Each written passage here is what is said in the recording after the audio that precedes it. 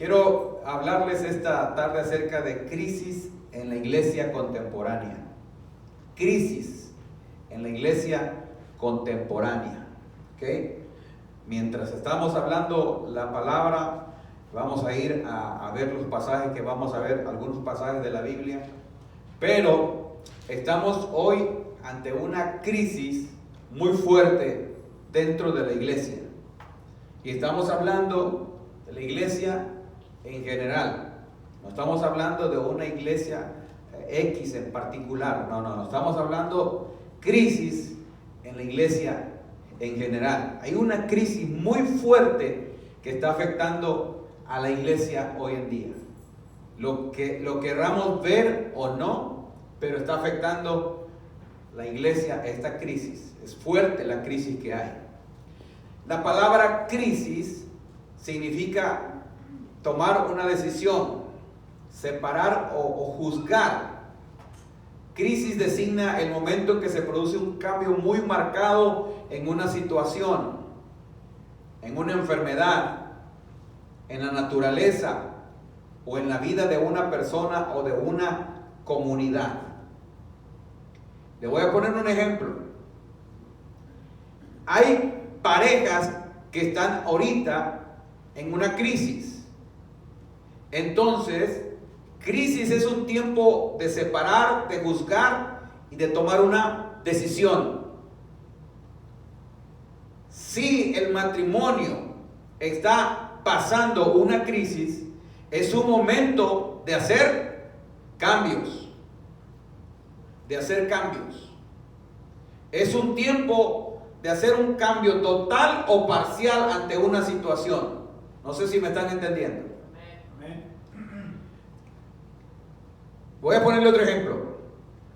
Si a una persona le dicen o le diagnostican que tienen que cortarle parte de su pie, amputarle parte de su pie para poder salvarles su cuerpo, lo demás de su cuerpo, esa es una crisis. Tiene que tomar una decisión, juzgar la situación y tomar una decisión. Si se corta parte de su cuerpo, supongamos el pie, va a salvarse su pierna y lo demás del cuerpo. Si no lo hace, puede ser que se gangrene y pierda hasta la vida. Entonces, crisis es un tiempo marcado para un cambio, total o parcial, para tomar una decisión, para hacer algo ante una situación. Quiero que vaya pensando si estamos atravesando una crisis o no. Crisis es hacer un juicio formado sobre una cosa después de examinarla cuidadosamente.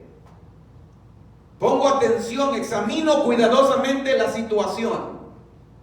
Si estás en la escuela y te dicen que vas a reprobar la materia, es una crisis, es una situación, examínala. Y hay que tomar pasos para hacer cambios y tratar de que la crisis no te afecte, porque si no, pierdes la escuela o pierdes la oportunidad. Entonces, crisis produce una oportunidad. Crisis produce una oportunidad para hacer cambios, para cambiar el rumbo, tomar decisiones y mejorar la situación. Si usted está atravesando una crisis financiera, usted necesita examinarla, juzgarla, hacer cambios y tomar una decisión, porque la crisis financiera a la larga le va a traer ruina, escasez y mucha mortificación. Entonces necesitamos poner mucha atención y preguntarnos si realmente estamos o está la iglesia atravesando por una crisis. En el libro de los Hechos, capítulo 2, verso 40 al 47, libro de los Hechos, capítulo 2, verso 40 al 47, hay algo que me llamó mucho la atención. Libro de los Hechos, capítulo 2, verso 40 al 47. Miren lo que dice. y con otras muchas palabras testificaba y les exhortaba diciendo: sed salvos de esta perversa generación. Así que los que recibieron su palabra fueron bautizados, y se añadieron aquel día como 3,000 personas, y perseveraban en la doctrina de los apóstoles, en la comunión unos con otros, en el partimiento del pan y en las oraciones. Y sobrevino temor a toda persona, y muchas maravillas y señales eran hechas por los apóstoles. Todos los que habían creído estaban juntos y tenían en común todas las cosas, y vendían sus propiedades y sus bienes y lo repartían a todos según la necesidad de cada uno, y perseveraban unánimes cada día en el templo, partiendo el pan, en las casas comían juntos con alegría y sencillez de corazón, alabando a Dios y teniendo favor con todo el pueblo. Y el Señor añadía a la iglesia los que habían de ser salvos. Amén. Esta es la manera como empieza la iglesia, cómo Dios está haciendo algo tremendo y poderoso dentro de la iglesia. Lo está narrando Hechos capítulo 2 versos 40 y 47, lo leímos. Es algo poderoso, extraordinario lo que está ocurriendo en la iglesia, que apenas está recién empezando. Los creyentes están llenos del Espíritu Santo, están dando testimonio, predicando con poder, las almas se están salvando por millares, se mantienen constantes en una buena actitud, en proseguir el propósito y la enseñanza de los apóstoles. Hay maravillas, milagros, sanidades y salvación. Era la constante en esos días. Aleluya. Temor, respeto por las cosas de Dios se estaban manifestando en las personas comunes. Los que habían creído en el Señor estaban juntos, formaban una comunidad que se amaban, se ayudaban unos a otros. Las necesidades eran suplidas, tenían el mismo parecer por las cosas, oraban, asistían al templo, partían el pan, comían juntos en las casas, con alegría, con sencillez de corazón. Las multitudes de los que habían creído eran de un solo corazón, tenían una sola alma, tenían las cosas en común. Y con gran poder los apóstoles daban testimonio de la resurrección del Señor Jesús, y abundante gracia era sobre ellos. Señales, maravillas, sanidades eran hechas a través de ellos, y la iglesia caminaba y avanzaba. Esa es la iglesia. Algo tremendo y maravilloso estaba pasando. Pregúntese si esto está ocurriendo hoy en día. Pregúntese si esto está ocurriendo en nuestros días. Si hay señales, si hay maravillas, si hay conversión de gente a multitudes, si la gente está siendo edificada, si están creciendo, si están madurando, si hay suficiente oración, si la gente se reúne, si tenemos las cosas en común, si estamos alegres, contentos porque le estamos sirviendo a Dios. La Biblia sigue narrando que no había necesidad en ellos. Y si había necesidad, dice que los demás, los que tenían sus propiedades, sus cosas, las vendían. Y el precio de lo que adquirían era traído a los pies de los apóstoles y se repartía según la necesidad que había. Alababan a Dios, tenían favor con la gente, y el resultado de ese mover poderoso celestial era que Dios añadía a su iglesia cada día los que habían de ser salvos. Pregúntese si esto está ocurriendo hoy. Preguntémonos si esto está ocurriendo en nuestro tiempo, en el presente. Que las iglesias están vacías, los altares no hay gente orando, la gente entretenida en sus cosas, comprometido con sus cosas, pero no con el reino de Dios. Era una iglesia poderosa la que está describiendo el libro de Hechos. Una iglesia que avanzaba, una iglesia que tenía hechos y actos. Era una comunidad de gente que impactaba y producía influencia y tenía poder en medio de una sociedad pagana 100%. Preguntémonos si está ocurriendo esto hoy en día. Si hay impacto, si hay influencia, si hay poder en nuestras vidas. Si estamos nosotros logrando convencer y tratar de salvar a la gente. Esta era la iglesia primitiva, era la iglesia que había nacido en el poder del Espíritu Santo. Hay crisis hoy en la iglesia, hay crisis. Hay una falta de poder en nosotros, hay una falta de poder del Espíritu Santo en nosotros, porque no tenemos hambre, no anhelamos la presencia de Dios, no anhelamos el poder del Espíritu Santo. Y quiero decirle que no hay cambios en las personas a menos que el Espíritu de Dios produzca el cambio. Podemos escuchar mucha música, podemos tener muchas actividades, podemos tener muchos conciertos, podemos tener muchos seminarios, pero si no hay el poder y la presencia del Espíritu de Dios en las vidas, no sucede absolutamente nada. Así es, amén, aleluya. Hemos perdido impacto, influencia en nuestra sociedad. Estamos viviendo nuevamente una sociedad completamente pagana, una sociedad que ha hecho a un lado a Dios y los fundamentos de Dios. Y parece ser que en la iglesia de hoy está ocurriendo lo mismo que sucede afuera en el mundo. Afuera han dejado a Dios y la iglesia ha dejado afuera también a Dios. Nos encontramos viviendo en un siglo donde hay mucha tecnología, es cierto, hay mucho avance, pero estamos atravesando la peor crisis que la iglesia haya atravesado. Y es cierto, en todo tiempo de la iglesia ha habido crisis, ha habido tiempos difíciles para la iglesia, pero ¿sabe qué? Ha habido también buenos tiempos donde el Espíritu de Dios viene sobre la iglesia y hace lo que tiene que hacer, pero la iglesia tiene hambre de Dios, tiene hambre de buscar a Dios. Y el problema de hoy que tenemos es una iglesia que no tiene hambre por las cosas espirituales. Tenemos más hambre por las cosas materiales, por las cosas que no sirven, que no edifican, que no trascienden. Tenemos hambre por lo que no es fundamental y hemos dejado el hambre y la pasión por Dios, por su presencia, por el Espíritu de Dios.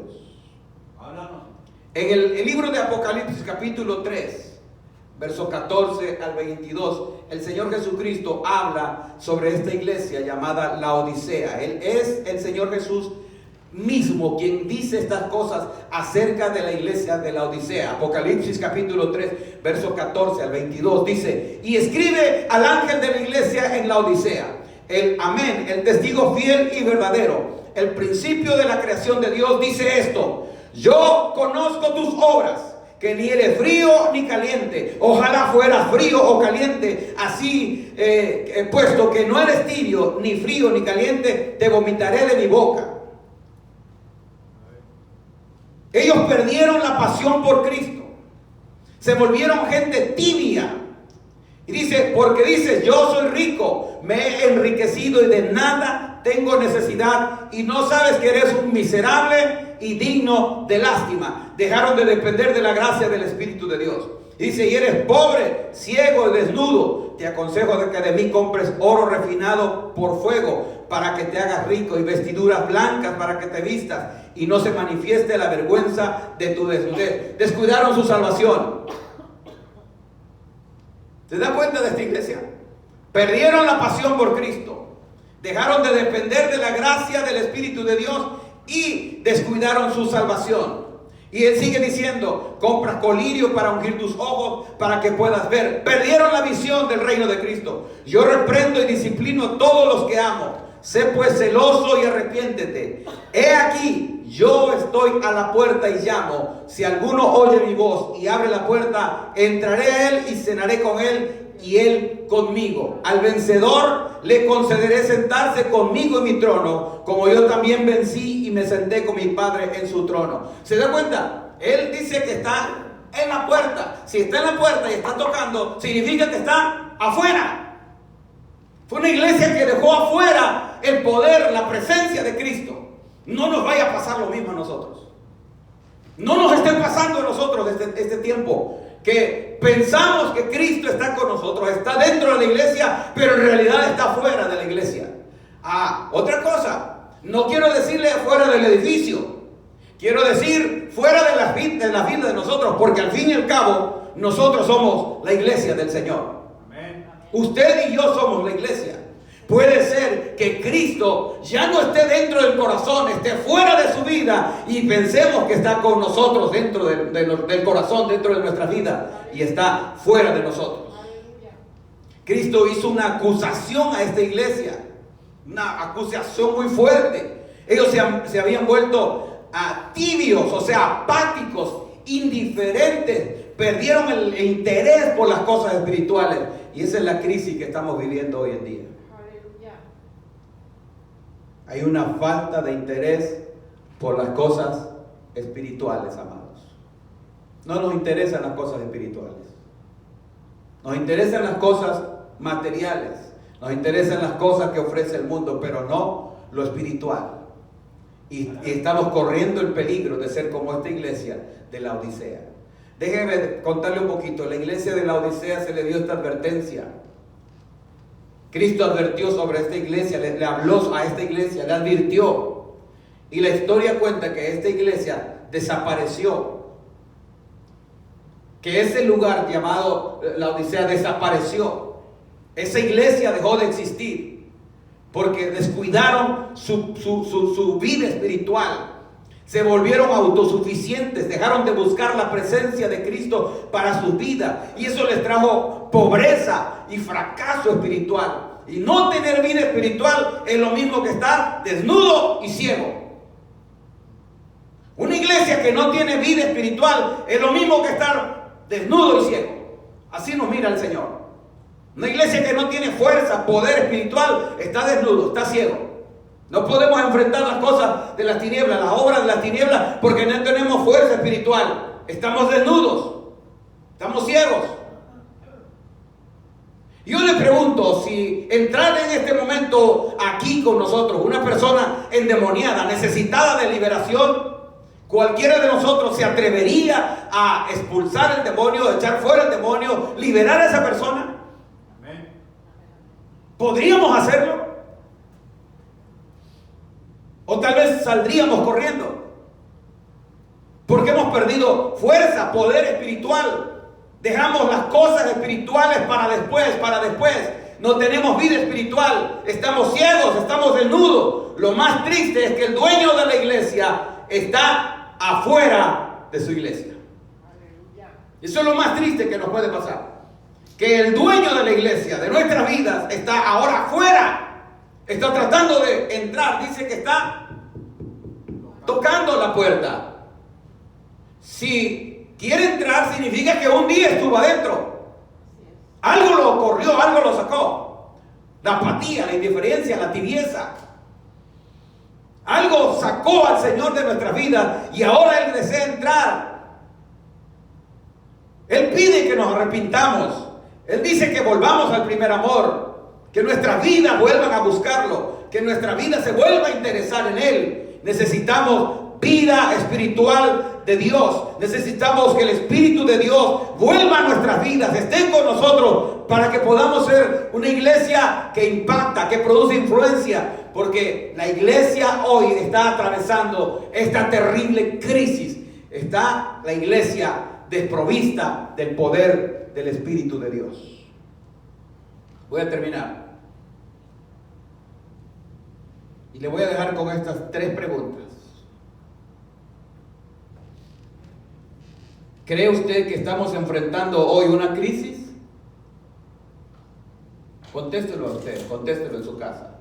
Ya le expliqué que es crisis. Ya le expliqué que es crisis. ¿Usted cree que estamos enfrentando hoy una crisis? ¿Piensa que usted está enfrentando una crisis espiritual? ¿Una crisis económica? ¿Una crisis en su matrimonio? Haga algo. Segunda pregunta. ¿Hay esperanza para la iglesia en medio de esta crisis que estamos viviendo? ¿Hay esperanza? Y por último, ¿o solamente Dios trata con un remanente que está buscándolo a Él? En toda la Biblia, Dios siempre ha tratado no con multitudes, ha tratado con un pequeño remanente que lo busca, que le teme y que se aparta del mal. No trata Dios con multitudes. Dios trata con un remanente nada más, que lo busca, que le teme y que se aparta de sus maldades, se aparta a vivir para Dios. Y cuando digo se aparta, yo no quiero decir que se encierra, sino que se guarda para Dios. Dios en este tiempo está tratando solamente con un remanente que lo busca, que tiene temor y que está apartado para Dios. No con multitudes, no nos engañemos y que nuestros ojos no se vayan tras las multitudes, porque Dios no trabaja ni trata con multitudes. Dios trata con un remanente que lo busca y lo busca de todo corazón. Póngase de pie, por favor. Gracias, Señor, en el nombre de Jesús.